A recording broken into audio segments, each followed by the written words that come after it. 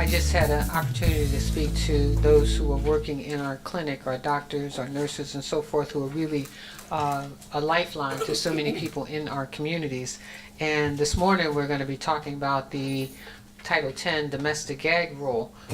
We know that in Baltimore City, 1 in 3 women are in need of publicly funded healthcare services just to access contraception.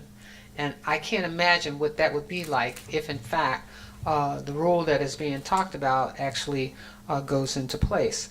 The proposed rule compliance with statutory program integrity requirements would prevent funding from going to any health center that performs abortions or are affiliated with those that do, and prohibits providers from referring pregnant women to evidence-based reproductive health choices. Now, this says a lot in terms of where we are as a country. We've come a long way, and certainly we are not providing total health care across the board like we want to. When we think about what has been done so far as it relates to national health care, it's almost like we want to roll back the hands of time. And that's not what we need to be doing in this country. It certainly is not what we need to do in this community. And so we're very concerned, because we believe that the steps that we've taken thus far have not only helped us to produce more healthy children, and I think that Dr. Wynn can talk to you about what Be More Healthy Babies have done for our city, and how we're working with young women to reduce teenage pregnancies, and we've been able to do that as well in this city. So to even be discussing something like this at this particular point in time is really a step backwards in terms of health care. We want to raise productive young people in our communities. We want our young people to be able to get contraceptive help. We also want to be able to provide a future for the young people of this city. Every chance I get, I tell folks we've got a lot of work to do in our city.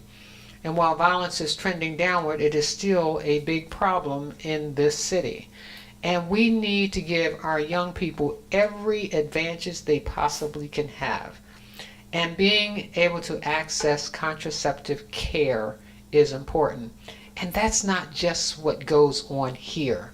You know, when you think about the counseling and the conversations, and I think all of you back here can attest to that, the work that you do every single day in communicating and having conversations with young people and women who come into this clinic.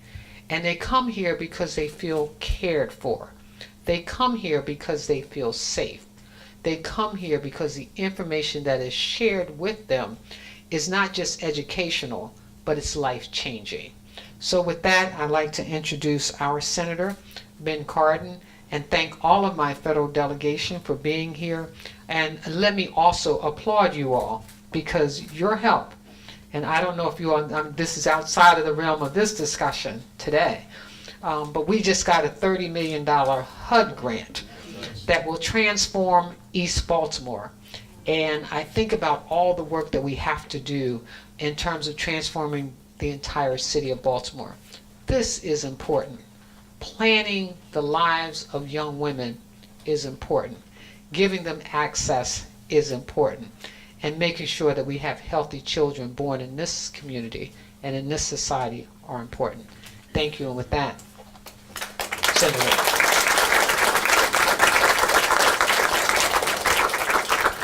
Mayor Pugh, first of all, thank you for your extraordinary leadership here in Baltimore. It's not a typical event where you get 100% attendance from your federal delegation. I think it underscores the importance of this message, of the Title 10 sites, how important that is. And I first want to acknowledge the people that are behind us, that is the healthcare professionals that are providing the services to the people of Baltimore. These are individuals who have chosen to try to help our community through healthcare. And they're here in Baltimore because they know how important the work they're doing is to the health of the people of Baltimore City. So we thank each of you for your commitment to our community and to advocacy, which is important. We need the right policies in order to provide the care. I just want to acknowledge Dr. Wen and her incredible leadership. We brag about you all the time in Washington. Thank you for what you do. You know we're the #1 health I department. know. Congratulations. This is a great team here. The mayor and Dr. Wen. We're proud. You know, we're the only congressional delegation you can brag about. So let me also just underscore the fight that's going on here. There are 23 sites in Baltimore that provide health care to close to it's over 17,000. They're providing health care. In the state of Maryland, it's close to 60,000 people are getting their health care needs met. If Title X funding is jeopardized, we're talking more than just family planning. We're talking about primary health care. We're talking about cancer screenings. We're talking about behavioral health. Those services are going to be denied to the people of our community. And what Mayor Pugh said is so accurate. We've made progress against the discriminatory practices of women in our healthcare system and of people of modest income. That progress has shown results in the health of our babies, in the health of our community. We have brought down teen pregnancy in Baltimore by 60%, Madam Mayor, since 2000. That's an incredible accomplishment. And the Title X funding is critically important to meet those needs. And what the Trump administration is talking about is rolling that progress back. We can't let that happen. That's why we're here, to speak out. I want to thank the leadership in Baltimore City. I want to thank our friends in the state legislature for providing some safety valve if this policy gag rule becomes law. We can't let that happen. We really need to continue to fight. And it goes beyond just the funding and the gag rule issues that we see in Washington. It's also the attack on women's health care. We see that all the time in this administration.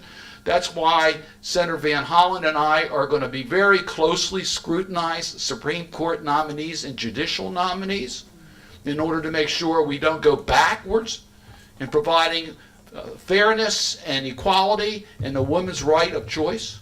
We're going to continue to fight so that a woman can make her own decisions on family planning. And that is really what's at stake here. It really is a matter of fairness and gender equality, and we're going to continue to fight for that. And I'm proud that our Baltimore delegation stands strongly with the mayor and with our health commissioner. Again, thank you very much, Madam Mayor. And let me now, if I might, bring up my partner in the United States Senate. We say frequently that we miss Barbara Mikulski. She tells me she does not miss Washington. She does contact us frequently, particularly on tough days, encouraging us to stand strong. We had no greater champion for women's health care than Barbara Mikulski in the United States Senate, but I can tell you, Chris Van Hollen is filling the role brilliantly, and he does a great job on behalf of Baltimore in the United States Senate. My partner, Chris Van Hollen. Thank you, Ben.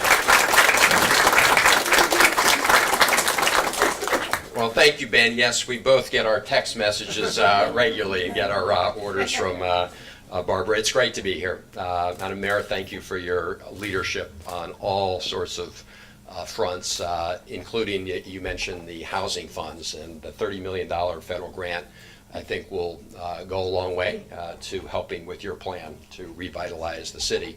A healthy city requires affordable housing. It also, of course, requires affordable health care, and I want to thank the mayor and Dr. Wen and your entire team for being a model for the country when it comes to providing access to quality, affordable health care for the people of Baltimore City.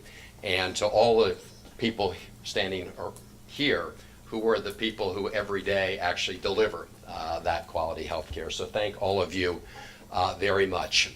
Look, the rule that's been proposed by the Trump administration presents a direct threat to the ability of the people of Baltimore City, to women and families, to get access to quality health care.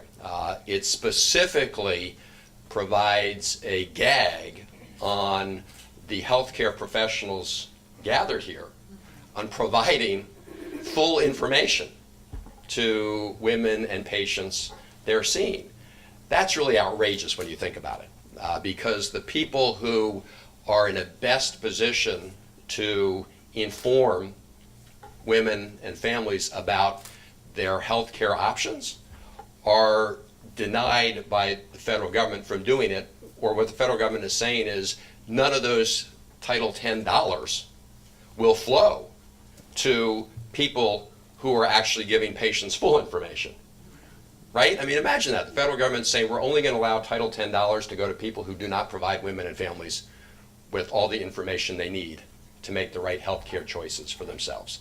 That is outrageous. That's an abuse of federal power. And we need to gather together and stop it, because this program, as Senator Cardin said, Title X has been successful over many years in providing information for family planning, allowing families to plan for the future. I've always wondered how it is that people are against family planning, right? If you're against family planning, then you're for not planning. And obviously, that doesn't have good results.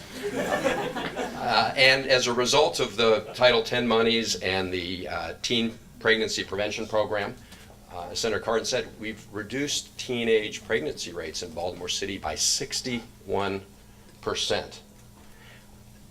That is a phenomenal achievement.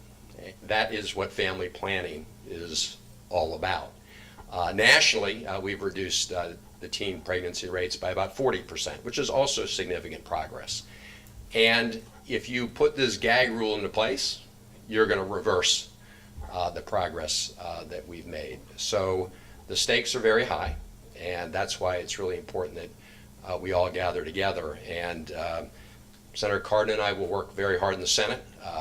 Elijah Cummings, we know what a fierce advocate he is for health in Baltimore City, along with Dutch Rubersberger and John Sarbanes, incredible team here representing Baltimore City, and we will raise these issues in every single forum in the Senate and the House, because we got a big battle ahead, and what's at stake is access to quality, affordable health care and information for women and families. And we cannot let ideology drive our healthcare system. We have to allow the people behind us, the experts, to drive our healthcare system. And so pleased to gather with all of you today as we engage in this battle. And now it's my honor to bring up here, I don't need to introduce him because you all know him, but bring up here somebody who all of you know has been an incredible fighter for Baltimore City in every way, and somebody who also stands up for justice and against this abuse of power like the gag rule. Elijah Cummings.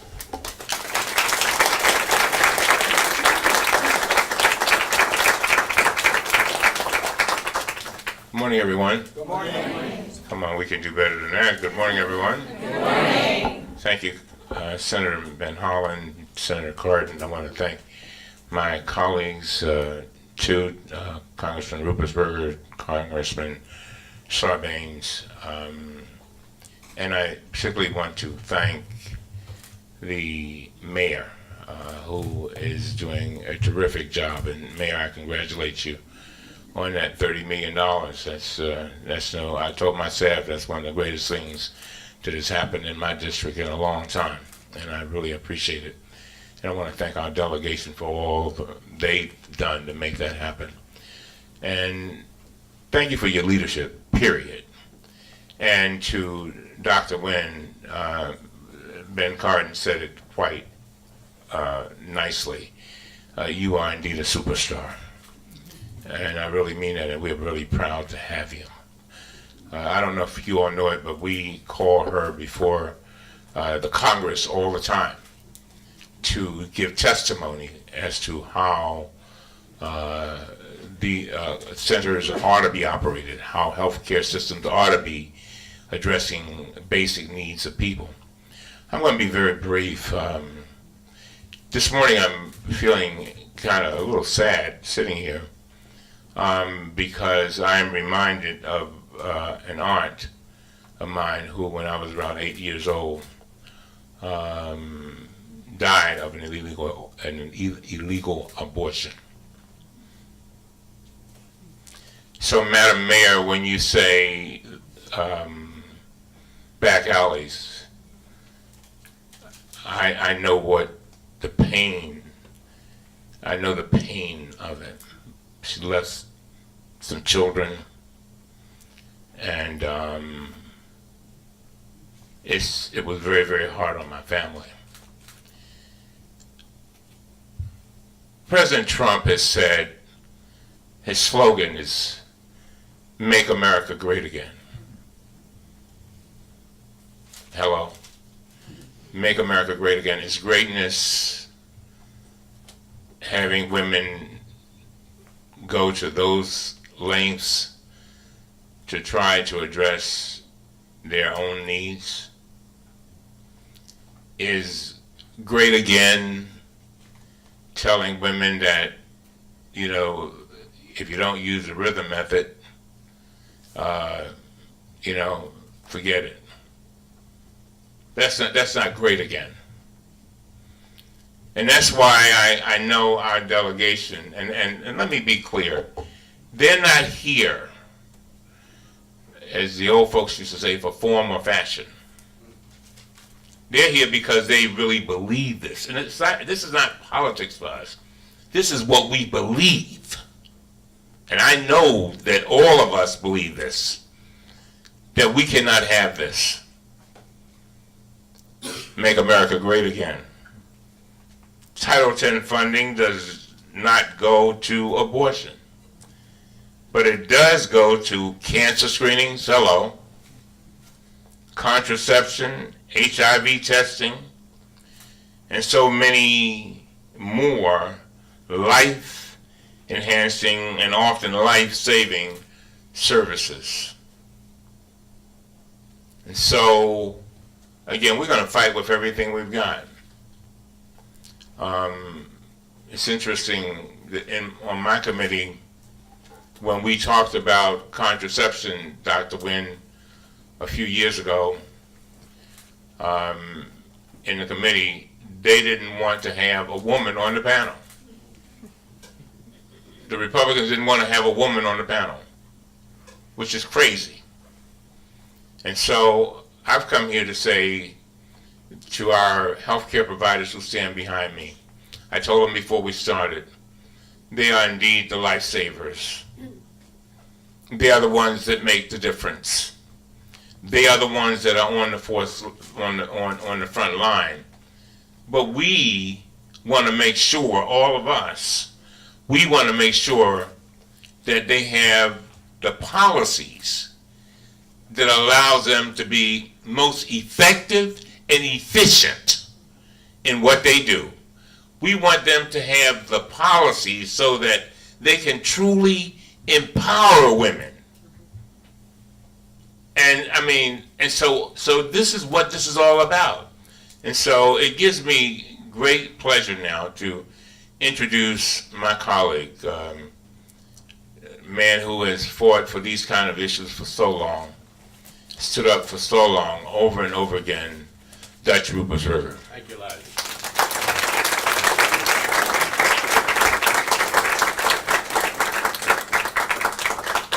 Good morning, everyone. Good morning. You know, it's not every day that we have our Baltimore delegation coming together with our 2 U.S. senators.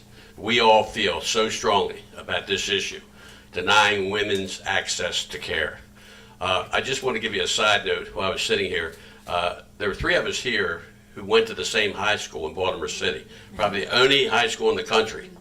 And that's Elijah, that's Senator Cardin, and myself. We all went to City College. Sorry, Polly, sorry. That's why none of us are doctors. Yeah, that's why none of us are doctors. And by the way, docs and medical school, I said before, when I'm here, please watch my back. You're gonna get that. And to be here with the mayor has one of the toughest jobs in the country, and we're going to be behind her 100%, and especially on this issue. That really makes a difference. You know, at one time it was taboo for men to talk about women's health care, but no more. You know, I speak from the perspective of a father and a grandfather, and I have a daughter, And, you know, this attack on women's health care is just outrageous. Right now, I'm on the Appropriations Committee, and we have what you call markups. That's where you debate the type of bills or things that are going to go to the main floor, and it'll be passed. And unfortunately, in Washington, we are in the minority in the administration, in the House, and the Senate. And when you're in the minority, you got to be smarter, you got to fight like hell. And that's what we're trying to do whatever we can to call attention to what this administration and unfortunately certain members of our Congress are doing. We had this markup, and the debate was ugly, and we had our side who I've made really good arguments, but they were able to pass this gag rule, this attack on Title X. And we're going to do everything we can to let the public know. And if we get the public behind us, we're going to win this thing. When you get the public, that's the key. But we need your help. You know, when I came in, I was talking to a group of men on the street, and one of the things I said to them, are you all registered? You registered to vote? Do you like what's going on with Trump? No. And by the way, one of them told me he went to Poly too. And but I said, why don't you go register? Because more than ever, we need to get the votes to make sure that we get back at least the majority, hopefully in the Senate and the House, but one or the other, we have to have that leverage to stop what's going on. And not only international, and the tweet of the day was Iran. I think the president's talking about going to war with Iran or something. I mean, it goes on and on. And maybe he'll start thinking of that and get off this issue, because we're going to make this difference. And just one other comment, and why it's so important, I mean, that we do stay behind this issue.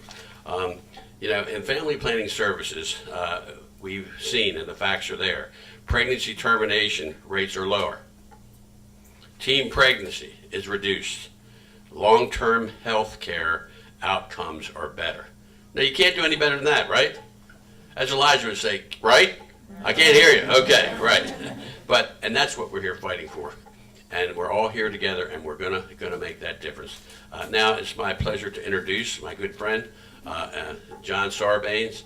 He's smart, he works hard, and he is on one of the committees that deals a lot in the area of healthcare. And it's really great to have this team behind me to work together to get the goals that are necessary to help this issue involving women's health care and family planning.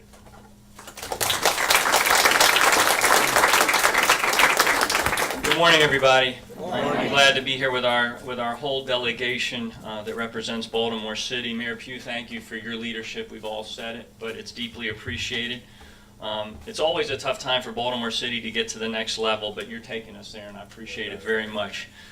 I had the privilege for 15 years. I was a lawyer for 18 years before I ran for Congress, and for 15 of those years I had the privilege of representing Planned Parenthood of Maryland on various issues. And I came to know how professional the team is at Planned Parenthood and at all of these various clinics like the one here today that are providing these incredibly important reproductive health services for women and families, not just here in Baltimore and Maryland, but across the country.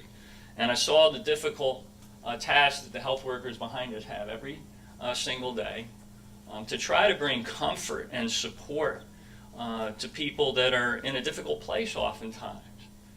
They're coming to get that extra hand-holding that you need, the kind of counseling, the presenting options of what they can do to make the right plan, as Senator Van Hollen said, for their families, which ends up, by the way, being the right plan for a whole community, and a whole city, and a whole state. It's a very, very difficult position that people are being put in by this proposed gag rule. If you think about what we're talking about here, somebody comes in, they sit down with one of these professionals, these health workers, and this is a mission. This isn't just a profession, this is a mission. You are here because you have a mission. And then there comes that point in conversation where you want to present the full set of options, you the healthcare worker, to that patient that needs it at that moment, at a very vulnerable point. And boom, the gag rule steps in. and essentially says to that worker, you can put all the Title X funding that is available to you right now on the line, right? Or you cannot tell that patient what they need to know. That's the position we're putting these people in. Now, we have a president who searches out for places where people are already vulnerable and under stress, and then finds ways to put more stress on top of them. That's just wrong. It's disrespectful to these people, and it's disrespectful to the patients that they serve. And that's why we are, as a team, making sure that we raise our voices. This is the comment time. It's coming to a close in terms of HHS receiving comments on the proposed rules, so our voices have to be very loud. I was proud to join over 200 members of the House in sending a letter to the Secretary of HHS, Alex Azar, saying, do not do this. It does not make sense for the country. It's the wrong thing for the federal government to be doing. It's the wrong use of federal power. As Senator Van Hollen said, do not do it. So we're bringing those comments forth, and we will continue to do that. We will continue to raise our voices, and we will do it in concert as part of the team and partners with these healthcare workers behind us. And it's my real privilege, this is the one good thing to go in at the end of the delegation's presentation, is that I have the opportunity to bring up Lena Wen, our outstanding health commissioner here in Baltimore City. We were so pleased when she came here. We had great expectations. She's met and exceeded all of them. And from the notes my staff gave me, I just want to read you. This is a very short overview of some of the health initiatives that Commissioner Wen has led here in Baltimore City. Blanket prescription of naloxone to make that overdose reversing drug available to all 620,000 residents of Baltimore. Groundbreaking leadership on that issue.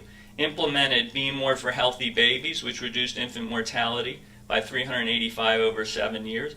Vision for Baltimore to provide glasses to every child who needs them. Safe Streets to identify and treat the root causes of community violence. And Healthy Baltimore 2020 to cut disparities in half within 10 years through cross-sector collaboration. We are so blessed to have Lena Wen here. She is a fighter on this issue of the gag rule as on so many other issues, and I'm glad to bring her up here. Thank you, Commissioner.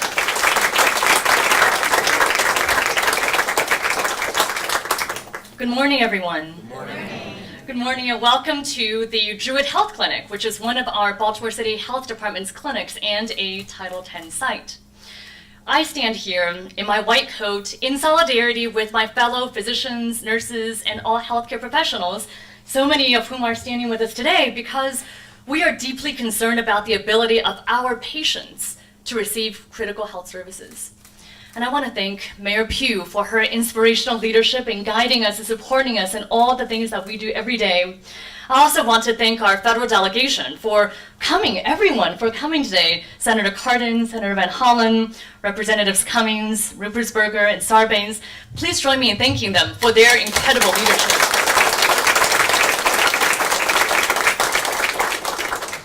And I thank the providers representing so many organizations who are here. Doctors for America, National Physicians Alliance, Planned Parenthood of Maryland, American Medical Student Association, and so many others. Thank you to them for providing life-saving care every day and for standing together with our patients. Thank you. And you heard our mayor and our federal delegation talk about what the changes to Title X mean. This will affect 4 million people across the U.S. And the people who are hurt the most are those who already bear the brunt of disparities and inequities. These are women of color, who are low income, who already face many barriers to their care. Here in Baltimore, our health department oversees Title X funding for the city, which is distributed to 23 sites. Druid Clinic, where we're here today, is one of them, and the health department operates 2 more sites. The others are run by our federally qualified health centers and our hospitals, including Baltimore Medical System, Family Health Centers, Johns Hopkins Hospital, Planned Parenthood of Maryland, and the University of Maryland Medical System. In 2016, Baltimore City's Title X clinic served over 17,000 patients. And you heard Mayor Pugh mention that 1 in 3 women in Baltimore are in need of publicly funded healthcare services to access contraception. So many people mentioned the importance of Title X in contributing to this historic low in unintended pregnancies. And we have representatives here from our Be More for Healthy Babies program, our collaboration in the city. We've reduced teen pregnancies 61% between 2000 and 2016.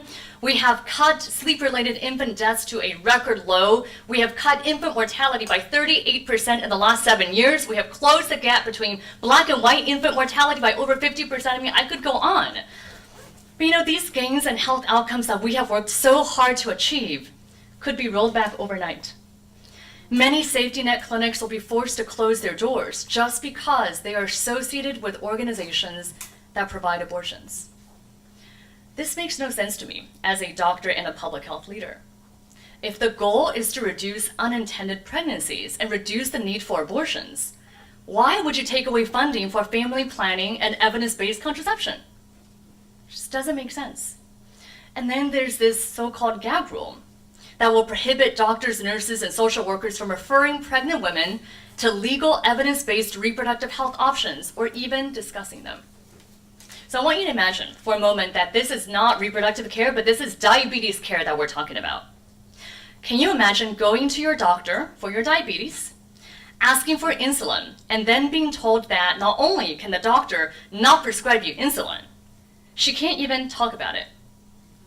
She has to follow a heavily censored script written by politicians who are not following medical best practice. And when you ask her to refer you to someone who prescribes insulin, she says she can only give you a list of other health centers but can't tell you more than that. And even though you're not requesting this information, she's telling about miracle herbs that don't have any scientific basis because that's what the law allows. And here's the kicker. You know that if you were wealthy, you wouldn't have this problem. But because you're poor, this is what you get. Now, this sounds preposterous, but that's what the gap rule does, because any clinic receiving Title X funding would be required to have their doctors and nurses withhold healthcare information from their patients, and to even go beyond that and force them to potentially say incomplete, misleading, and frankly inaccurate statements. This severely undermines patients' rights. It degrades the very nature of the provider-patient relationship, and it goes against the fundamental values and ethical principles of the healing professions. So it's no surprise that the American College of Obstetricians and Gynecologists, the American Academy of Pediatrics, the American Nurses Association, American Medical Association, American Medical Student Association, Doctors for America, National Physicians Alliance, the American College of Physicians, and so many other healthcare professionals are so strongly opposed to this rule. So today, we healthcare professionals are here with our federal delegation to make clear, and our mayor, of course, to make clear that decisions about medical care should be based on science and not ideology. That reproductive care is a critical part of every woman's health care, and that health cannot be a privilege reserved for only those who can afford it. That health is a must-be, a fundamental human right. Please join me now in thanking our federal delegation, our mayor, all of our healthcare providers for being here today.